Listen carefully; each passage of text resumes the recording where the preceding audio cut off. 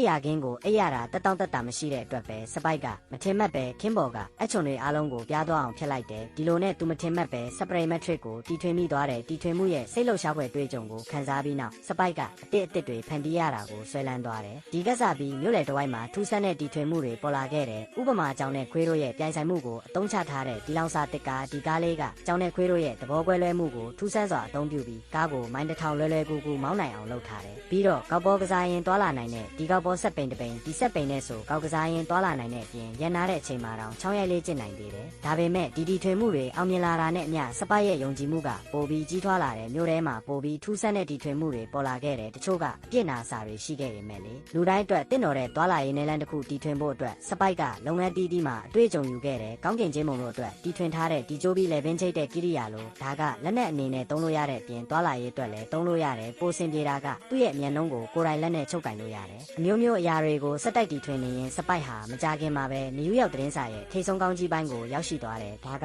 သူ့ရဲ့စိတ်ကူးကိုပိုပြီးနှီးစိုက်ပေးခဲ့တယ်တန်လိုက်နဲ့ Yoblaze Push တို့ကိုပေါင်းဆက်ထားတဲ့ဒီထွင်မှုလိုမျိုးတန်လိုက်ကိုရှေ့မှာထားပြီးအုတ်ထုတ်ကိုဆွဲသွားရုံနဲ့သူ့ဘာသာသူသွားနေမှာပဲတခုပဲပြဿနာရှိတာကတန်လိုက်ရဲ့အားကပြင်းလို့နေတယ်ဒါကြောင့်ဒီထွင်မှုကမအောင်မြင်ခဲ့ဘူးဒါပေမဲ့စပိုက်ကလက်မလျှော့ခဲ့ဘူးအမျိုးမျိုးထူးဆန်းတဲ့ကြိုးပမ်းမှုတွေကိုဖျက်ဆီးပြီးနောက်သူဟာလူတိုင်းကျေနပ်မဲ့သွားလာရေးနယ်လမ်းတစ်ခုကိုနောက်ဆုံးတော့တီထွင်နိုင်ခဲ့တယ်ဒီထွင်မှုပေါ်လာတာနဲ့ကားတွေကိုအပြီးတိုင်အစားထိုးလိုက်နိုင်တဲ့သွားလာရေးအတွက်အဆင်ပြေုံသားမကဗမြေမျိုးနဲ့မဆိုကိုက်ညီတဲ့လူတိုင်းရဲ့လက်ထဲမှာမရှိမဖြစ်ကိရိယာတစ်ခုဖြစ်လာတယ်